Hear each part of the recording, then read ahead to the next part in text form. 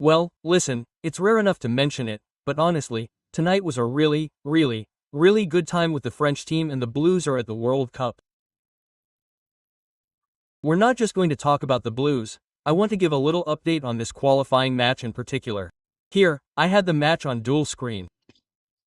Ireland-Portugal were given a red card.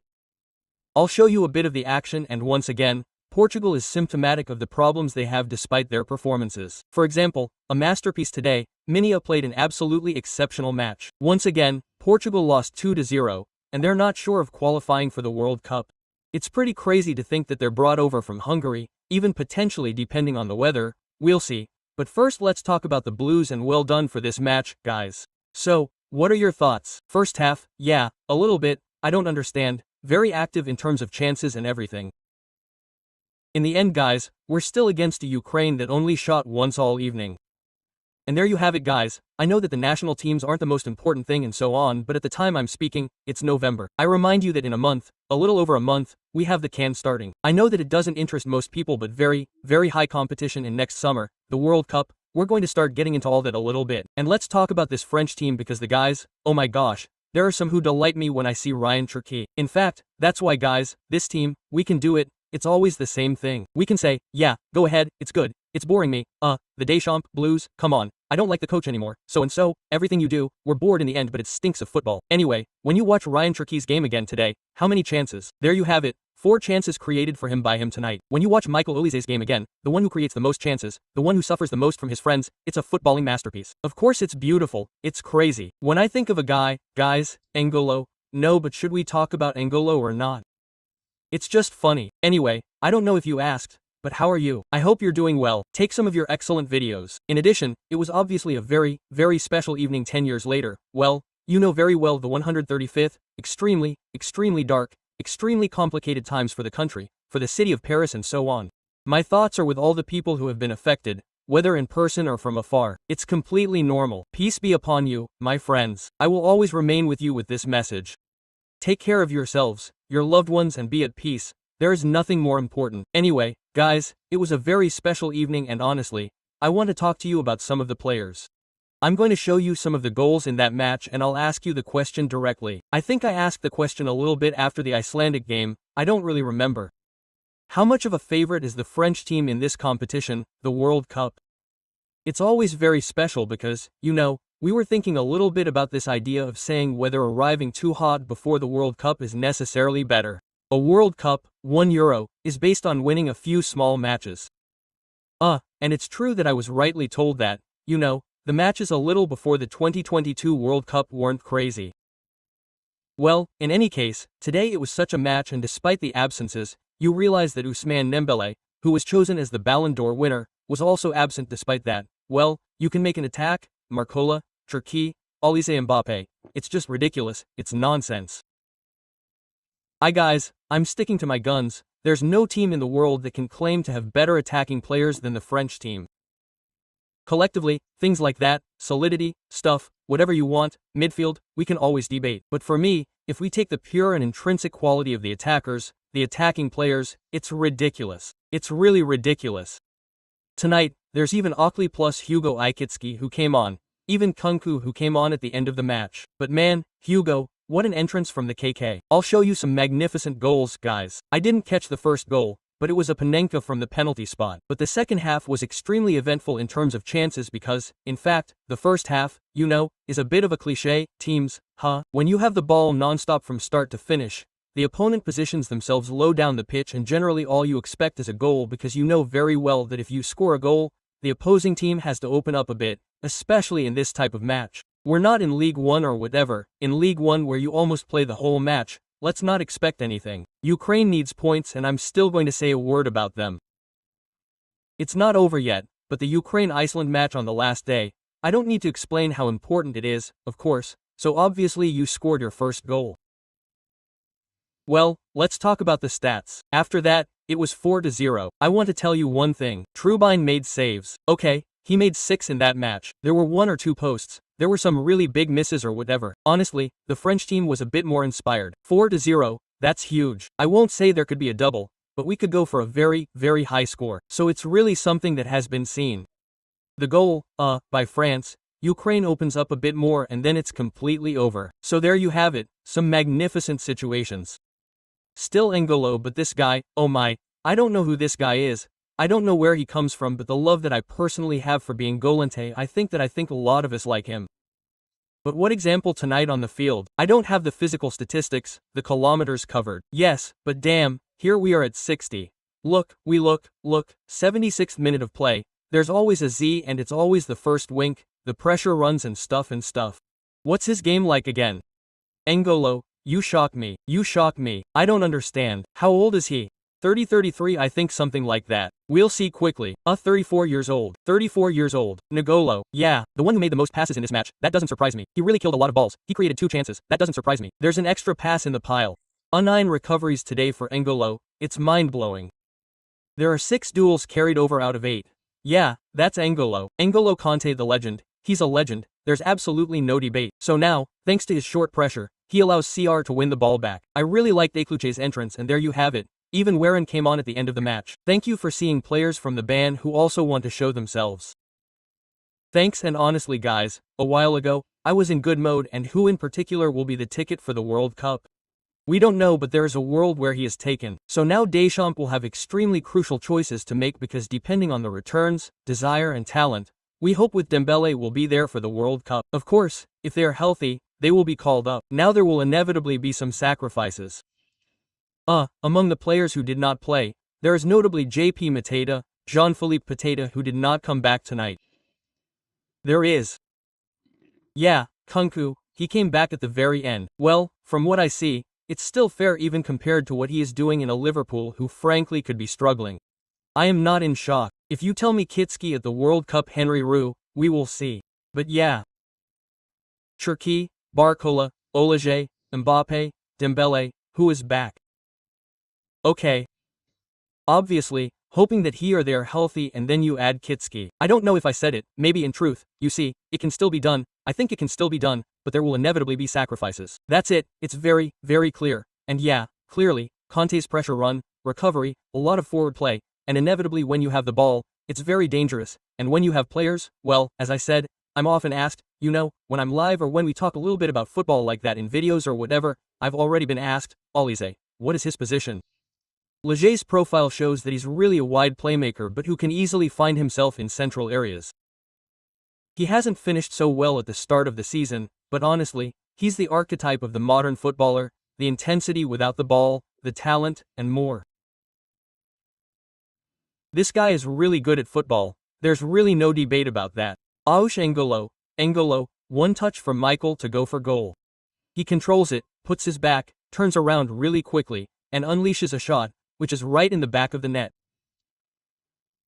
That's why the French team is in absolute danger at the World Cup. Whether we like it or not, even in matches where you can get caught in the water, you're going to have situations. It's impossible not to see these players not having the same situations. On set pieces, corners, free kicks, you know, it's mind-blowing. There are too many dangers. While I'm not going to say at one time it was all about Mbappe, in terms of potential offensive danger because Mbappe was, above all, the guy who scores, who piles up the stats. It's just ridiculous. He piles up a lot of stats. 400 goals tonight for Mbappe. 400 career goals is absolutely staggering. But there are many more possibilities. Honestly, Olse brings you huge added value. If we see Dembele again in good health with his finishing that he had with PSG, it could obviously be huge, desirable, gifted even against the low block, a player with solutions. We'll see guys, we'll see, but very positive. Oh my, what a goal from Kit K. The last one was magnificent. There was one, here again, you see that Ukraine is trying to come out a little to put pressure on the French team. Digne manages to find Kitsik who drops off a lot and Kitsik takes the ball very well and it goes to Axial. There you go, he makes a very, very big magnificent run. He can pass to Mbappe here. Mbappe in one touch, he takes the call in the small depth without controlling. You finish. Magnificent. Well done, and it's really deserved for this player who is Kids K guys, I swear. And don't hesitate to go watch my video that I made, well maybe 2 months ago when he was going to sign for Liverpool. I tried to make a video without any pretension but to tell you guys, you shouldn't be mistaken about Kidsik. If he was interested, he went to PSG in particular. Of course, there was a flop, It happens with a different context than this extra. He didn't have much space either, another coach, lots of different things. Okay, he's at Liverpool. It's not for nothing, this guy has qualities. So, I know that people will often tell me, yeah, but Frankfurt, they really like scamming in Germany. When you're good, you're not performing well or whatever. Honestly, Kit K's footballing abilities are not proven to me. And for a player who remains at the youth level, how old is he? How old is Kit K? Because we're talking about young people here. How old is this guy? He's 23. That's young. Of course he's young. And you realize even a guy like Khan who's 26, he'll be 27 in a month. He's in the prime of his life. So imagine a guy like Kit K who's 23 and still has to develop, especially in this modern football where you can almost play until you're 3,000 years old. Anyway, it's magnificent. There you have it. It's totally deserved. What a good start from the kids, and there's the big goal. So, honestly, when Ukraine is in the kind of situation that Mbappe or any other player like Kylian Barcola is in, he can pick up the pace here. What do you want to do? It's absolutely possible. So there was a mix-up but a lot of danger in the box. I really like that. And KK ended up with the ball. I think it messed up a bit. The ball bounced and as usual, Kylian had to admit that he was still there in the box.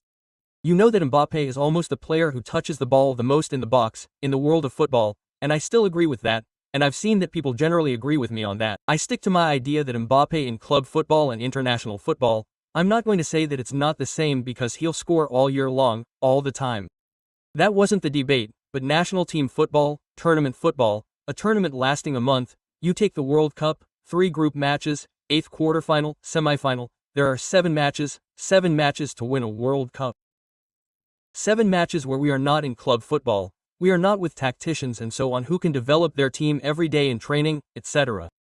Finding plans for everyone for a season, 2 seasons, 3 seasons over years. Tournament football is a special kind of football, and in that case, well, Mbappe in club football where you can find yourself facing clubs who tactically speaking manage to prevent you from playing, it is much less the case in the national team, and that is why he is scary in the national team. That is why in the national team, well, in 2 World Cups, he is almost the best scorer in history. I almost think he almost missed Klose, please. Miroslav Klose is tournament football. Less prepared teams too, where matches can go to pot. It's crazy when I say less prepared, I'm not talking about the mental aspect or anything. Even tactically, we can have very good matches, but it's much harder to produce in national football what you see in club football, and that's completely logical. In fact, the team that has come closest to that recently is Spain, who have shown an exceptional level of football. I agree with you. In fact, even Spain, I think Cherki with his entry in particular, had many situations at the end of the match. In short, a French team that was very good during this period, and that is clearly the team's biggest strength. In fact, as soon as she has space with expat, it's a bit over, we know that for sure. So that's how much the Blues are favorites. I have to put them among the biggest favorites because this offensive danger, and without realizing it, I think it's a team that relies on intensity. You see the players in the shadows, for example, once again for me that I found very relevant today, very relevant, there's no problem. There is still this idea, I think for me in this French team that it can reach a very high level also with this question of pressure, and I think that even if you see in your tactical approach, you may not be the best team in the world, but your intensity, you have players who you see, for example, a guy like Saliba or Pamecano are guys who can go extremely high up the field to prevent opponents, passes and so on. It is based on pressure, but everyone has to do it in this sense. Well, this team guys are too dangerous. Okay, Ukraine doesn't shoot today. There is a shot for Ukraine. I don't even remember it. Yeah, 49th minute on a set piece, shot blocked. Anyway, you get a bit of an idea of the situation. There you have it guys, France team qualified for the World Cup. We talked a little bit about maybe a little France-Brazil in March 2025, we'll see about 2026.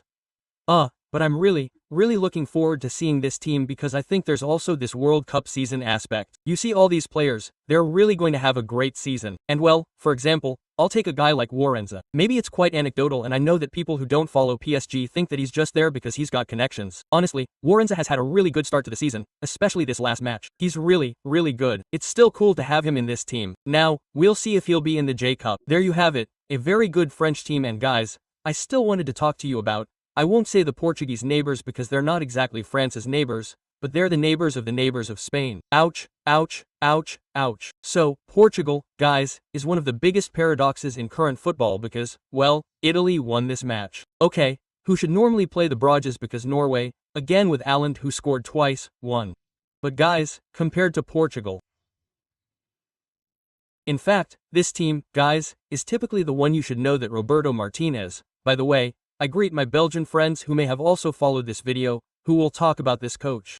You should know that Roberto Martinez, he doesn't have a reputation for being dry in Belgium. Why? Because basically, he had, without any doubt, the greatest Belgian generation of all time as equipment. Well, when in your team, you had a trio of Bry, Lukaku, Hazard, I think I don't need to elaborate. How shocking is that offensively speaking, but was his full potential exploited? We don't really know, and in fact, guys, watching Portugal's matches makes no sense. There you go, it's shameful. Maybe I'm using strong words. If you're Portuguese guys, tell me, but I'm an outsider, I'm absolutely not Portuguese or anything. I like this team. There you go, but it's shameful. Well, really, what you produce and the paradox is that there are the results. But once again, this famous culture of results that I'm trying to express to you, I really talk about it a lot lately. All the time. Yeah, but everything's fine because we're winning. If you look at Portugal's last defeats since 2024, well, there was this defeat against Georgia. Okay, in the Euro 8th round against Slovenia, a 0-0 match against the French team 0-0. Well, you were eliminated on penalties. Okay, well, you win, there are defeats, there aren't many defeats, you have a defeat against Denmark and that's it. And otherwise, well apart from today when you lost overall, you have a lot of victories. But the content is not in the last 4 matches. It's tough. And the worst thing is that they won the Nations League also because at one point there are individuals, you know. It's terrible. Imagine, they won the Nations League with Neves, one of the best players in the world. Honestly, as a fullback, what a disaster sincerely, within that match, especially Vita, Nuno Mendes, C7, even Pedro Neto who had a really good match. There is quality in the duel, there is no debate. I think that Portugal is easily among the best teams in the world but oh my gosh, it's so hard. And honestly, I don't see an underlying symbol. Yeah, it's red, it's a crisis or something, in short, he's pushing or something. I'm not going to conclude that, but factually, things aren't going well. I'm not saying that it's CR7's fault, you get the idea, but it's just not going well. And at some point, can't you do better with the squad you have? Bernardo Silva, well, he's really had a good start to the season with C, but isn't it also time to bring in the new generation? I don't know, you don't use him at all like you did at City. Well, there's also, I think Vitna is swimming in this team because he's Vitna. He's extremely strong. Well, he's in the debate for the best midfielder in the world. Okay, but Joe Felix, well, he's still young, he's currently playing in Saudi Arabia. On the bench, you have Leao, in particular, and Gonzalo Ramos, who, I remind you, is a regular on the bench. Ramos doesn't play in Portugal matches at all. He's a full substitute for County Route 7. He should play in the last match, against Armenia. So, Portugal shouldn't crack against Armenia normally. But it's Portugal. No, in reality, it's very unlikely. In reality, Portugal would have to draw, Hungary would have to win 4-0 for Hungary to overtake Portugal, or Portugal would have to lose. But guys, Portugal wouldn't normally lose against Armenia. That seems a bit crazy to me. Yeah, regarding the red card, I'm sure they'll ask me for the red card regarding Ronaldo. Well, in fact, it was on a bit of a silly play, I think, out of frustration where it was literally 2-0. Yeah, 2-0 for Ireland at that point. This is a situation where, well, basically, there's a duel, there's an elbow, there's a complete elbow. There you go, I'll show you. Frustration. Well, he was very angry, he applauded the crowd, he did this, he said bravo and there you go, he was very, very angry. I don't think the caliphate is in danger for Portugal. On the other hand, I really think that it could stink for them from a World Cup point of view, different from the French team, because it really doesn't produce. There's a big collective problem in this Portuguese team. The French team will always have this crazy offensive capacity at all times to be dangerous. For Portugal, there are really matches where sometimes there's nothing. There's a bit of a tightrope. For example, in this match, Vicha, how many passes did he have? We'll quickly look at Vitinha. There you go, it makes no sense. 140 passes out of 149 for Vitinha. That's 42 more than Ruben Dias. That's 161 touches of the ball. Well, Portugal is very similar. In other words, Vac passes the ball, passes it. We finish it off but nothing happens. He can even find you. There's a pass in the last shot for Vina. That's the match record. There are 5 concisions created for V in this match. That's the match record. But in the last third, are you there? Are you managing it? Not at all. Not at all. So it's very complicated for PRs. I still wanted to have a quick word about Sal. There you go. Well, there you go. 20 short minutes of video to talk about all that. I think we'll also come back to other small matches that took place during this break. You know what I'm talking about. If you follow me on the channel, there was a particularly heated match, very heated. We'll talk about it. And guys, we'll see. The World Cup is in a very short time. There's the C before. I'm really looking forward to seeing all that. Take care of yourselves, friends. Thank you. We're all over you.